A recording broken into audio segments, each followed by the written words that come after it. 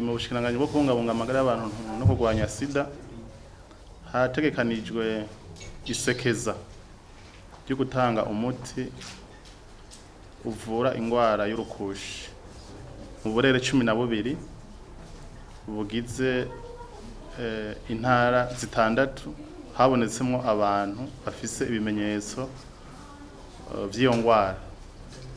Iryo sekeza ryamaze gutangura uno munsi tariki 18 rikazomara indwi zibiri gushika itariki 31 za kuno kwezi kwa Ndamukiza. Rero twagomba guhamagarira abenegihugu bose ko bo kwitaba iryo sekeza kuko n'umuti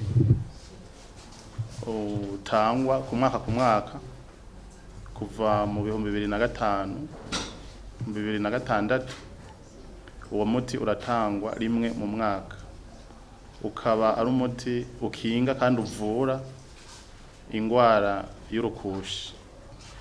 Tuzokorera ku mitumba 371 muri ubwo burere. Turasaba rero yuko abajejwe intwaro, abajejwe amagara y'abantu, abajejwe isuku, abamenyesha makuru, mwese uko turi ngaha twofashanya kugira turarikire abantu kwitaba iryo sekeza.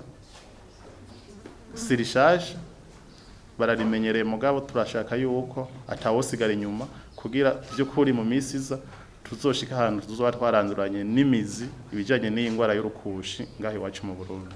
Iyo miti uko twabitegekanije nuko mbere niko byama bigenda imyaka yose tuyicisha kubo twita baremesha kiyago dukorana mu mitumba, no kuvuga ko izotangwa n'abaremesha kiyago nyene mu mihana iwabo. Twebwe nk'abajejwe intwaro n'abajejwe amagara y'abantu tuzokuraba gusa ko iri kiratangwa hisunzwe amategeko, ko atawutanga ukutariko kandi ko abenegihugu bariko baritabira iryo sekeza. Nkuko twabibigishije abatari bake, tuyiha abantu kuva ku myaka 5 gushika kuduga. Abana batoya bari munsi y'imyaka 5 ntibarimwo bazoronka iyo miti kuko niyo ngwara y'Urukushi ntikunda kuboneka iwabo.